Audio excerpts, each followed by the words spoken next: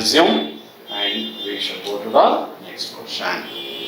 Conjugate base of H2PO4 minus. Guess ಮಾಡಿ. H2PO4 minus dihydrogen phosphate ion ಅಂತ ಹೆಸರು. ನೀವು ಇದಕ್ಕೆ ಕಾಂಜುಗೇಟ್ ಬೇಸ್ ಬರೀಬೇಕು. ನಾ ಹೇಳೋ ಪಾಯಿಂಟ್ ನ ಕರೆಕ್ಟ್ ಆಗಿ ಅರ್ಥ ಮಾಡ್ಕೊಳ್ಳಿ.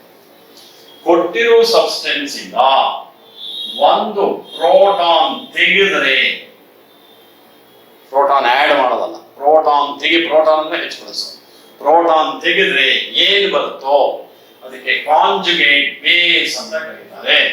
ಇದರಿಂದ H+ ತೆಗಿರಿ, ಒಂದು H ಕಡಿಮೆ ಮಾಡಿ HPO4 ಆಗುತ್ತೆ. ಪ್ಲಸ್ ಬಂದ್ರೆ ಒಂದು ಮೈನಸ್ ಜಾಸ್ತಿ ಆಗುತ್ತೆ. ಇದೇನೆ conjugate base of H2PO4 minus. Conjugate acid ಬರೀರಿ ಅಂದ್ರೆ H+ ಆಡ್ ಮಾಡಬೇಕು. ಆಡ್ ಮಾಡಿದ್ರೆ ಏನ್ ಬರುತ್ತೆ? H3PO4 plus minus cancels. H3PO4 is the conjugate acid of H2PO4 minus. HPO4 double minus is the conjugate base of the given species. ಬರ್ಕೊಂಡ್ರೆ correct ಆಗಿ remove the proton, conjugate base. Add a H+, conjugate acid. Question number 19 is on the screen. Correct ಆಗಿ ಓದ್ಕೊಳ್ಳಿ. Identify the species which is not a Bronsted acid but a Lewis acid. Bronsted acid ಅಲ್ಲ, ಆದರೆ ಅದು Louis acid. So ಈ question answer ಮಾಡಬೇಕಾದ್ರೆ ನಮಗೆ ಬ್ರಾನ್ಸ್ಟೆಡ್ acid ಅಂದ್ರೇನು, Louis acid ಅಂದ್ರೇನು ಅಂತ ಕ್ಲಿಯರ್ ಆಗಿ ಗೊತ್ತಿರಬೇಕು. ಬ್ರಾನ್ಸ್ಟೆಡ್ ಆಸಿಡ್ ಅಂದರೆ ಗೊತ್ತಿಲ್ಲದೆ ಇದ್ರೆ ಬರ್ಕೊಳ್ಳಿ, ಪ್ರೋಟಾನ್ ಡೋನರ್. ಪ್ರೋಟಾನ್ ಅಂದರೆ H+ ಡೋನರ್. ಲೂಯಿಸ್ ಆಸಿಡ್ ಅಂದರೆ ಎಲೆಕ್ಟ್ರಾನ್ ಪೇರ್ ಎಕ್ಸೆಪ್ಟರ್. ಈ ನಾಲ್ಕರಲ್ಲಿ ನಾವು ಇಷ್ಟೆಲ್ಲ ಡಿಸ್ಕಸ್ ಮಾಡಿದ್ಮೇಲೆ ಈ ನಾಲ್ಕರಲ್ಲಿ ಯಾವುದಾದ್ರೂ ಎಲೆಕ್ಟ್ರಾನ್ ಪೇರ್ ಎಕ್ಸೆಪ್ಟರ್ ಇದೆಯಾ? ಇದ್ದೇ ಇದೆ. Boron compounds, BF3, electron deficient compound. Electron deficient compounds are deficient ಅಂದ್ರೇನು? ಎಲೆಕ್ಟ್ರಾನ್ ಕಮ್ಮಿ ಇದೆ, ಅದಕ್ಕೆ ಎಲೆಕ್ಟ್ರಾನ್ ಅದಕ್ಕೋಸ್ಕರ ಅದನ್ನು ಎಲೆಕ್ಟ್ರಾನ್ ಪೇರ್ ಎಕ್ಸೆಪ್ಟರ್ ಅಂತ ಕರೀತಾರೆ. Electron pair acceptors are called Lewis acids. So BF3 is a Lewis acid. ಒಂದು ಪಾರ್ಟ್ ಆನ್ಸರ್ ಮಾಡಿದ್ವು. Is it not a Bronsted acid? BF3 Lewis acid ಅಂತ ಗೊತ್ತಾಯ್ತು, ಯಾಕೆಂದ್ರೆ electron pair acceptor. Bronsted acid ಅಲ್ವೇ ಅದಾದರೆ? ಖಂಡಿತ ಅಲ್ಲ. ಯಾಕೆ? ಬ್ರಾನ್ಸ್ಟೆಡ್ ಆಸಿಡ್ ಅಂದರೆ H+ ಡೊನೇಟ್ ಮಾಡಬೇಕು. ಅದರ ಹತ್ರ H+ ಇದ್ರಲ್ವ ಡೊನೇಟ್ ಮಾಡೋಕ್ಕೆ? BF3 has no H. H3O+, ಆದ್ದರಿಂದ BF3ನೇ answer. It is a Lewis acid but not a Bronsted acid. H3O+ ಬನ್ನಿ. H3O+ ಅಲ್ಲಿ it can donate H+ and become H2O. H3O+ is capable of donating H+. Therefore it is a Bronsted acid. It has no lone pair electrons, therefore it is not a Lewis acid. NH3, PH3, they all contain lone pair electrons. Electron rich substances. They are electron pair donors. They are not Lewis acids, they are Lewis bases. ಅಲ್ಲಿ question ಏನು ಹೇಳಿದರೆ? Lewis acid ಆಗಿರಬೇಕು, electron deficient ಆಗಿರಬೇಕು. Ammonia is a Lewis base but not Lewis acid because it is electron pair donor. HCl is a very common acid that we use in the lab. Yake? HCl is a very generous H+ donor. It is a Bronsted acid. It can't accept any electrons. Therefore, it is not a Lewis acid. So the answer is BF3. Question number 20. The yield of the products in the reaction A2 gaseous plus 2B gaseous gives C gaseous plus Q Kj would be higher at, ನೋಡಿ, A2 gaseous plus 2B gaseous gives C gaseous plus QKJ.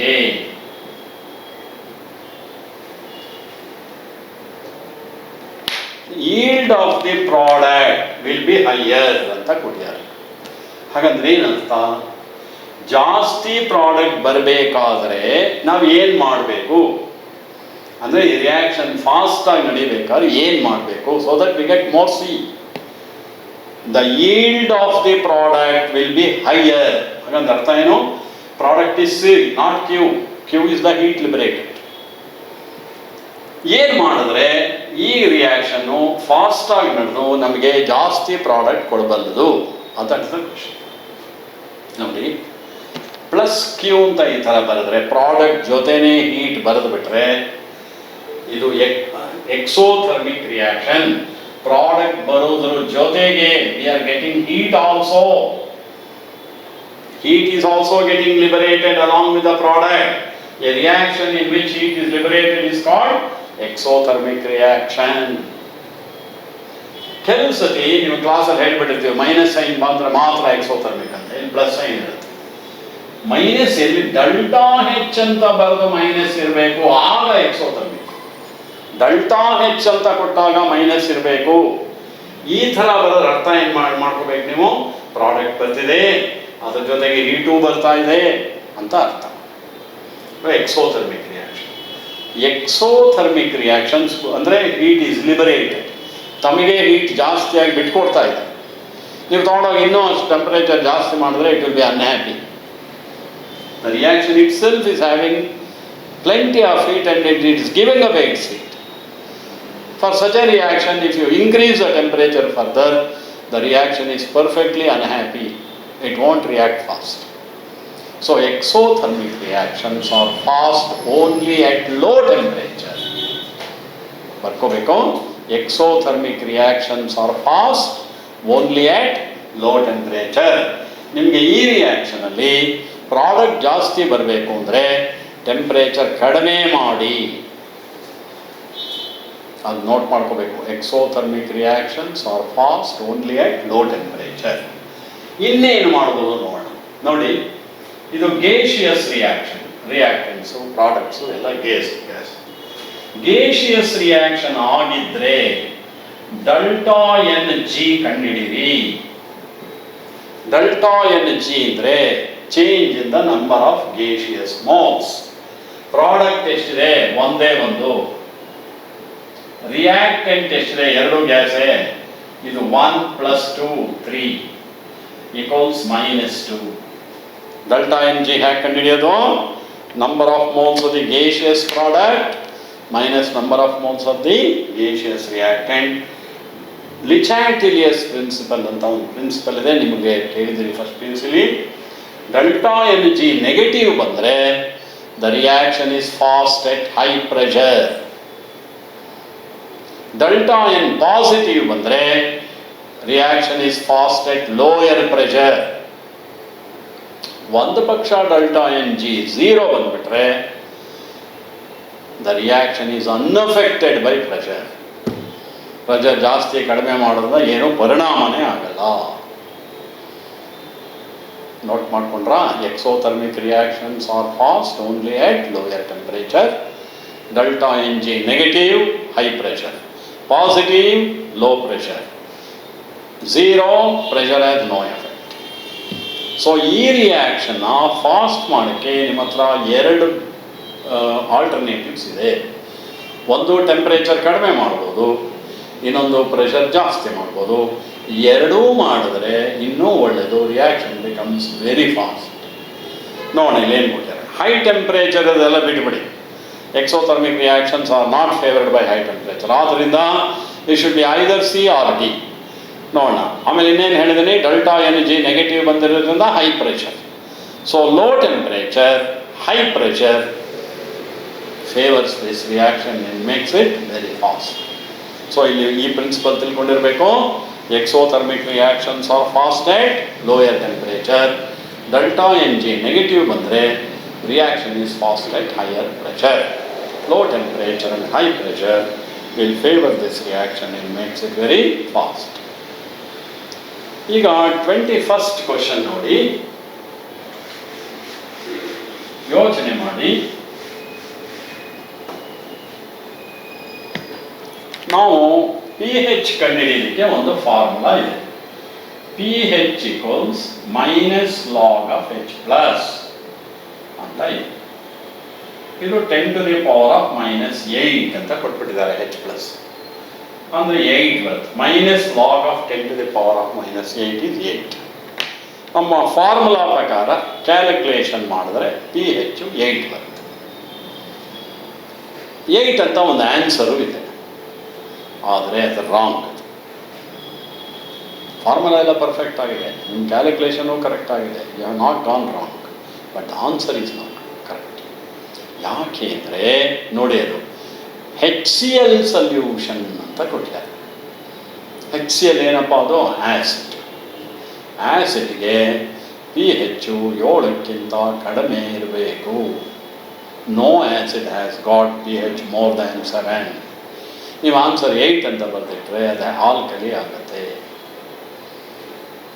But formula ಪ್ರಕಾರ 8 ಬರೋದು. ಮತ್ತೇನು ಮಾಡೋದು? ನಮಗೆ ಗೊತ್ತಿದೆ ಆ್ಯಸಿಡಿನ P ಹೆಚ್ಚು ಯಾವುದೇ ಕಾರಣಕ್ಕೂ 7ಕ್ಕಿಂತ ಜಾಸ್ತಿ ಬರಲ್ಲ, 7ಕ್ಕಿಂತ ಕಡಿಮೆನೇ ಬರಬೇಕು. ನೋಡಿ, ನಾ ಹೇಳ್ತೀನಿ ಈಗ, 10 to the power of minus 7, minus 8 ಇವೆಲ್ಲ ತುಂಬ ಕಡಿಮೆ. 10 to the power of minus 3 ಅಂದರೆ 1/1000, minus 4 ಅಂದರೆ 1/10,000. ಹಾಗೆ ನೀವು ಮಾಡ್ಬೋದು. 10 to the power of minus 8 ಅಂದರೆ 1/1 followed by 8 zeros. Very very very very very small. ಅಂದರೆ 10 to the power of minus 7, 10 to the power of minus 8 ಇವೆಲ್ಲ ಕೊಟ್ಟರೆ very very very very very very dilute HCl ಅಂತ ತಿಳ್ಕೊಬೇಕು. Almost pure water. ಗೊತ್ತಾ, ಎಲ್ಲೋ ಒಂದು bucket ನೀರಿಗೆ 1 drop HCl ಹಾಕಿರ್ಬೋದು. Very dilute HCl. It is almost water. Water gets to pH 7. So the pH of this is almost equal to pH of water. Because we have added 1 or 2 drops of acid, it may be very slightly acidic and it is very slightly less than 7. Answer 7ಗೆ ತುಂಬ ಹತ್ತಿರವಾಗಿರಬೇಕು, ಚೂರು ಕಡಿಮೆ. ಯಾಕೆ ಜಾಸ್ತಿ ಇರಬಾರ್ದು? 7ಕ್ಕಿಂತ ನೀರು ಬಿಟ್ಟರೆ ಬೇಸಾಗತ್ತೆ. ಇದು acid ನಾವು ಹಾಕಿರೋದು 7ನೇ, ಇದು ವಾಟರೇ. ಇದು 1 ಡ್ರಾಪ್ ಆ್ಯಸಿಡ್ ಹಾಕಿರೋದ್ರಿಂದ ಒಂಚೂರು ಕಡಿಮೆ ಇರ್ಬೋದು. Answer it should be very close to 7, less than 7. ಆ ಥರ ಆನ್ಸರು ಯಾವುದಪ್ಪ? B, option B, 6.9586. Very dilute. ಹಾಗೆಯೇ 10 to the power of minus 8 molar HCl ಅಂತ ಕೊಡೋ ಬದಲು ನಾನು 10 to the power of minus 8 molar NaOH ಅಂತ ಕೊಡ್ತಾರೆ. ಇದರ ಪಿ ಹೆಚ್ ನೀವು ಕ್ಯಾಲ್ಕುಲೇಟ್ ಮಾಡಿದ್ರೆ 6 ಬರುತ್ತೆ.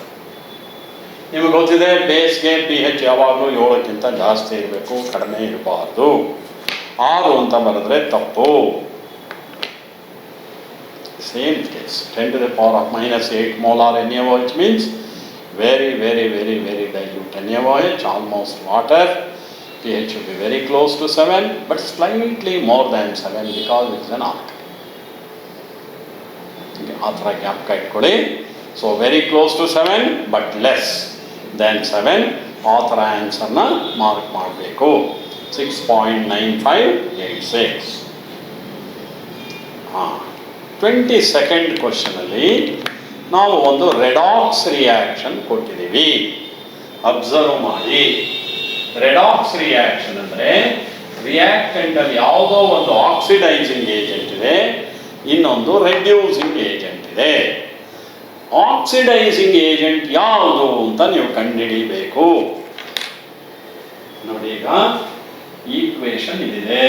2FeSO4 plus H2SO4 plus H2O2 gives Fe2SO4 thrice plus 2H2O ಅಂತ ಕೊಟ್ಟಿದೆ. ಇದರಲ್ಲಿ ಆಕ್ಸಿಡೈಸಿಂಗ್ ಏಜೆಂಟ್ ಯಾವುದು? ರೆಡ್ಯೂಸ್. ಇದು ferrous sulphate. Can you tell me the, ಇಲ್ಲಿ ನೋಡಿ ಅಬ್ಸರ್ವ್ ಮಾಡಿ, 3 ಸಲ್ಫೇಟ್ ಇದೆ, 2 + 1, 3 ಸಲ್ಫೇಟು ರೈಟ್ ಸೈಡಲ್ಲಿದೆ. ಸಲ್ಫೇಟ್ ಅಲ್ಲಿ ಏನು ಬದಲಾವಣೆ ಆಗಿಲ್ಲ. ಫೆರಸ್ ಸಲ್ಫೇಟ್, ಫೆರಸ್ ಅಂದರೆ Fe2+. Oxidation number of ferrous is +2. ಆ ಕಡೆ ಫೆರಿಕ್ ಸಲ್ಫೇಟ್ ಮಾಡ್ಬೋದು ನೀವು. 2x ಸಲ್ಫೇಟ್ಗೆ -2, -2 × 3 ಅಂದರೆ 6, 0, x = +3. ಸೊ ಐರನ್ನಿನ ಆಕ್ಸಿಡೇಷನ್ ನಂಬರು 2 ಇದ್ದಿದ್ದು 3 ಆಗ್ತಾ ಇದೆ. That substance whose oxidation number increases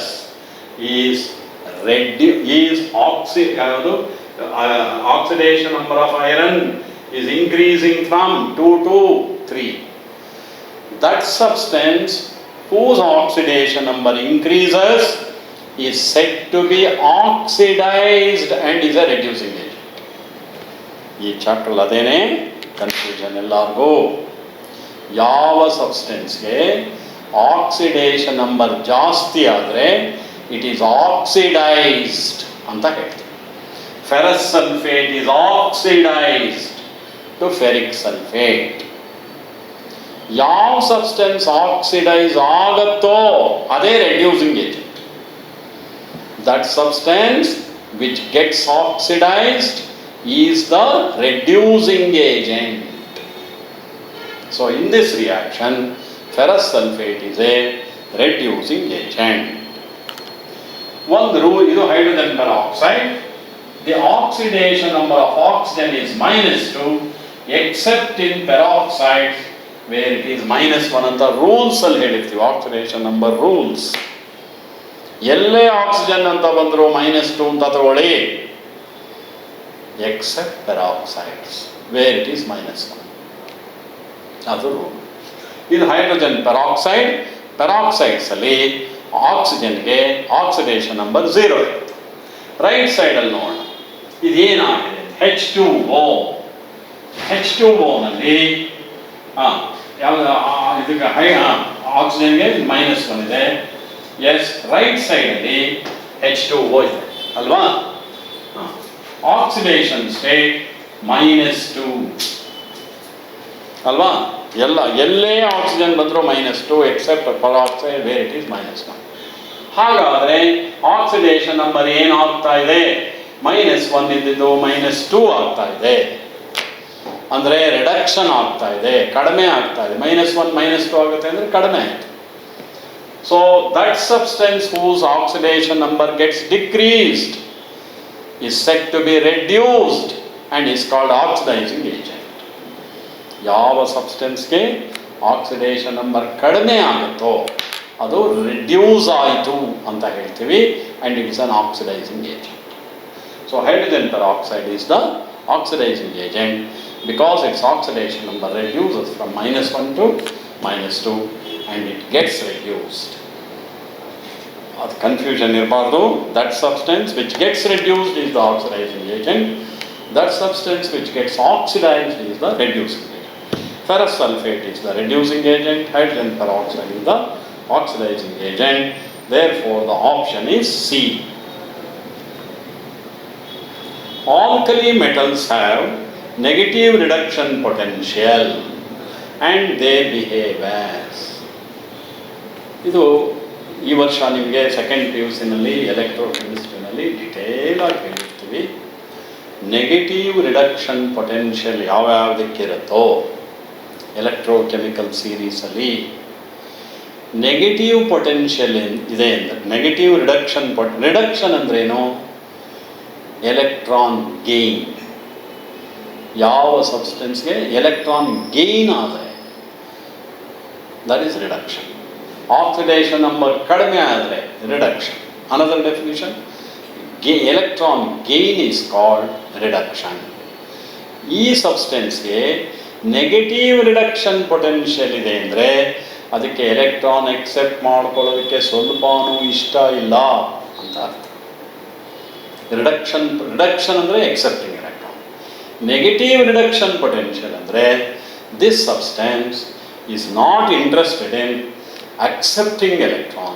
On the other hand, it is more happy to lose electron. Any substance which is eager to lose electrons is a good reducing agent. ಬರ್ಕೋಬೇಕು ಎಲ್ಲ. Any substance which has a higher tendency to lose electrons is a good reducing agent. Alkali metals, all alkali metals have a strong desire to lose electrons from their valence shell. Yake? Why they are so eager to lose electron? If they lose an electron, they gain noble gas structure. For example, 281 sodium. One electron out a neon structure becomes more stable. So, alkali metals become more stable by losing an electron, not gaining an electron. Hence, alkali metals have a strong tendency to lose electron and function as reducing agent. One tilkoli, negative reduction potential ಜಾಸ್ತಿ ಇದೆ ಅಂದರೆ reducing agent. Positive reduction potential ಇದೆ ಅಂದರೆ oxidizing. So, option C again. Which of the following structure is similar to that of graphite? ಬೇಕಾದಷ್ಟು B4C, B2H6, Bn, Bn. ಈಗ first ಗ್ರಾಫೈಟ್ಗೆ ಏನು structure ಇದೆ ಅಂತ ಗೊತ್ತಿದ್ರೆ ಆಮೇಲೆ ನಾವು ಅದಕ್ಕೆ ಆನ್ಸರ್ ಮಾಡಿ. Nature has given us only one non metal which conducts electricity and that is graphite. Graphite is carbon. Carbon is non-metal, but it conducts electricity. Graphite is extensively used in electrodes. Graphite. Dry cell. ನಾವು ಟಾರ್ಚಲ್ಲೆಲ್ಲ ಉಪಯೋಗಿಸ್ತೀವಲ್ಲ ಅದರಲ್ಲಿ ಗ್ರಾಫೈಟೇನೆ ಏನಾಗಿದೆ cathode. ಗೊತ್ತಾಯ್ತಾ? So graphite is the gift of nature. It has made graphite a good conductor of electricity in spite of being a non-metal. ಏನು ಅದರ ವಿಶೇಷ? ಹೇಗಿದೆ ಅದಕ್ಕೆ? How is it able to conduct electricity even though it's a non-metal? ಅಂದರೆ ಗ್ರಾಫೈಟಲ್ಲಿ it has got layer structure. Each layer is made up of large number of hexagons. ಆ ಥರ layer, one layer is placed over the other. Billions of layers are placed one over the other. There is a small gap in between. In this gap, the pi electron freely moves and makes graphite a good conductor of electricity. ಆಯಿತಾ? Boron nitride ಅಂತ ಒಂದು compound ಇದೆ, Bn. ಬೋರಾನ್ಗೂ valency 3, ನೈಟ್ರೋಜನ್ಗೂ 3. ಆದ್ದರಿಂದ the formula for boron nitride is Bn. ಈ boron ನೈಟ್ರೈಡ್ಗೆ ಗ್ರಾಫೈಟ್ಗಿರೋ ತರಹಾನೇ layer structure ಇದೆ. Large number of hexagons are arranged. ಈ ಥರ B, double bond N, single bond B, double bond N, single bond B, ಆಮೇಲೆ double bond N, single. ಈ ಥರ hexagons. Yes, millions of layers of hexagons placed one above the other, just like graphite. ಅದಕ್ಕೆ ಇದನ್ನು graphite structure ಅಂತ ಕರೀತಾರೆ. ಆದರೆ ನಾನು ಹೇಳಿದ್ದೀನಿ, nature has given us only one non metal which can conduct electricity. Boron nitride do not conduct electricity. Structure ಮಾತ್ರ similarity ಇದೆ, property ಅಲ್ಲ. So the answer is boron nitride. The basic structural unit of silicate is, ನೋಡಪ್ಪ ಇದು easy question. I don't go in deep into the discussion. ಇದನ್ನು ಭಾಳ easy question ಆಗಿರೋದ್ರಿಂದ SiO4 2 minus silicates. SiO4 2 minus tetrahedral SiO4 units. ಅದು answer basic structural unit of all silicates.